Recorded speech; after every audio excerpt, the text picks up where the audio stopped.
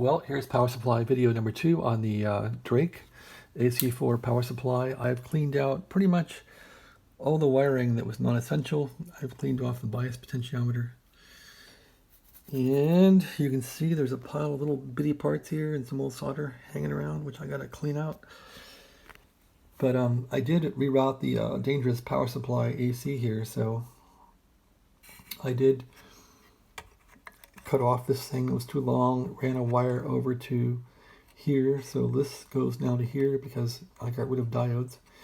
So this is the AC supply here, basically. Comes in, goes over to here, out here, and on. I also moved this cap here because it was disconnected to there. That solder point was still there, and that's about it. So I guess I'm ready for the eBay delivery of the board.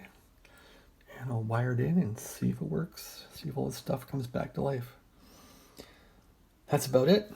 I hope the guy keeps the bias pot there where it is. Maybe I'll wire it in if he doesn't use it.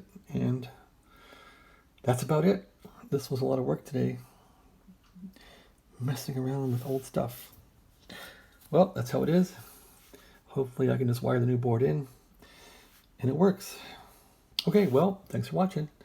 Again, this is Drake AC-4 power supply video rebuild number 2. All the parts are now stripped out. And let's get a view of the top of it here. So everything's yanked out. And we'll go from there. Thanks for watching. Have a great day.